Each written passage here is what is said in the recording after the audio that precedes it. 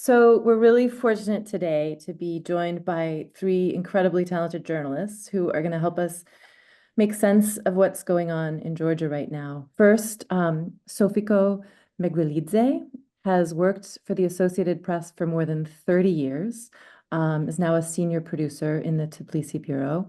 She covered the war in Chechnya, the migrant crisis in Europe, many, many other stories from the region, and of course has been deeply involved in covering the recent protests. To say that Sophiko is a wealth of information for anyone looking to understand Georgia is a total understatement. Will Cathcart is an American freelance journalist who's been in Tbilisi for more than 16 years.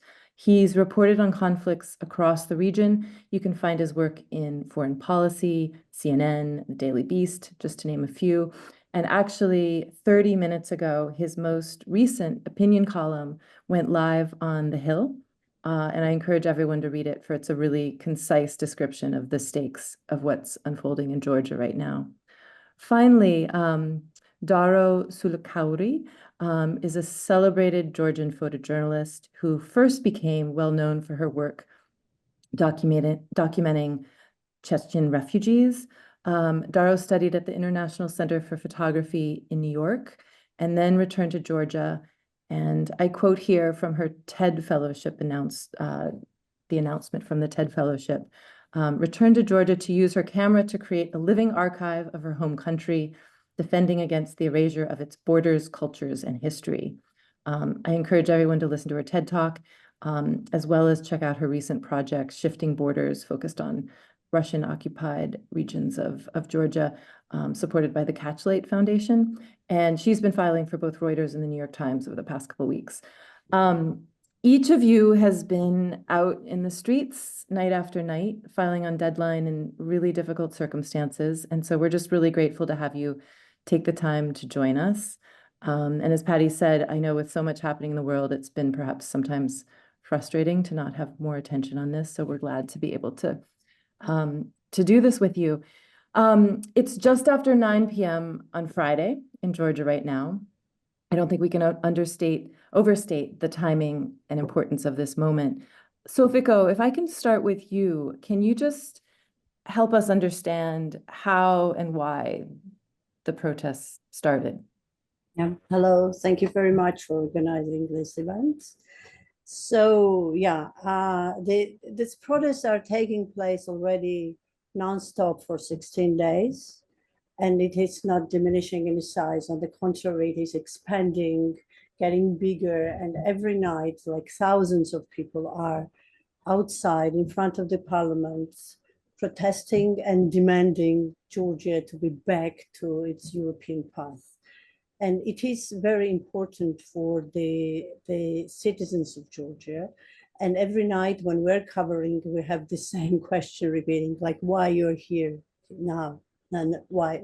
And the answer is similar, because everyone who is out in the streets, they say it is our existential choice to be part of Europe. And it is so important that we defend our future within the European Union. So for them, standing outside in the cold, spending all nights like in the street, it is very natural for the people we talk. They say we are here because we are defending our future of our children.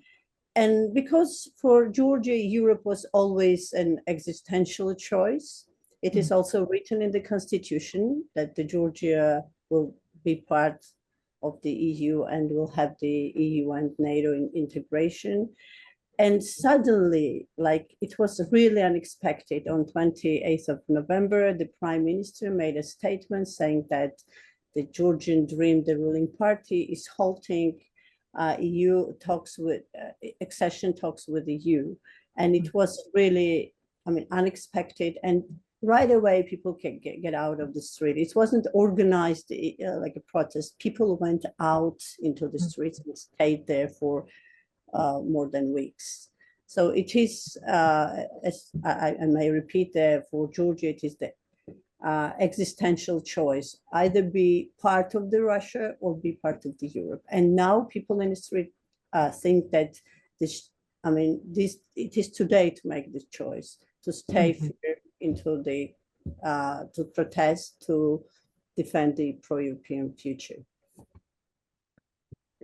Just rewinding a slight bit, the elections in October, the allegations of sort of falsification, corruption, can perhaps, Will, you could take this. Describe what happened in the elections and how that sort of relates to what's happening now. Hi. So the best explanation I've heard for it is it was kind of a multi-pronged effort, and it was very sophisticated. Essentially, based on polling, Georgian Dream knew it was likely to lose, and based on 5 months of protest where hundreds of thousands of people were out on the street for months straight, they knew that they would most likely lose. It's not new in Georgia to rig elections. The way they did it, though, was they focused on minority villages where people weren't necessarily connected, where people weren't politically active.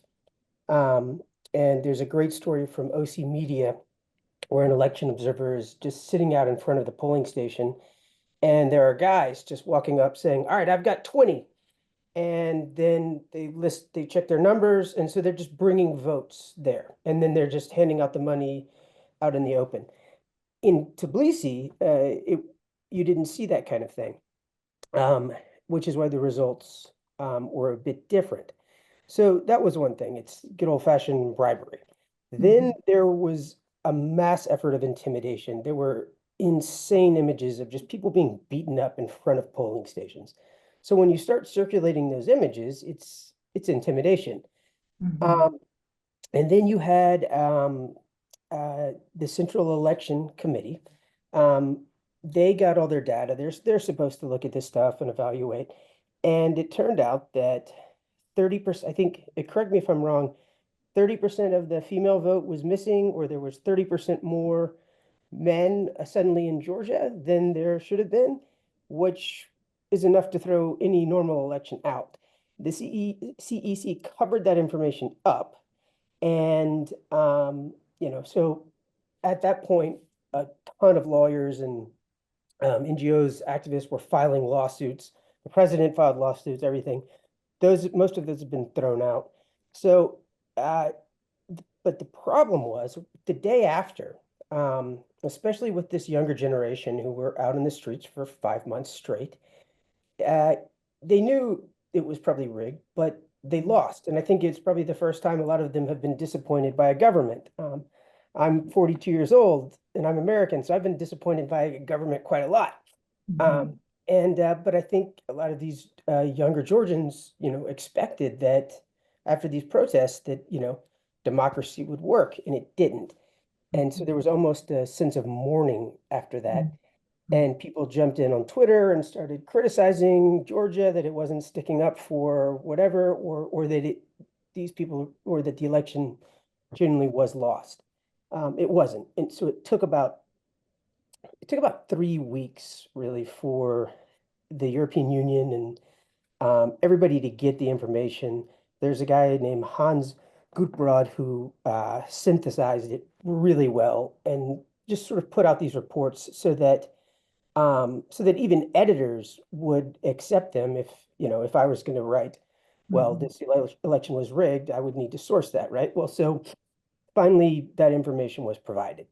And so few people, let's say, are contesting that, except for those who happen to be in power in Georgia.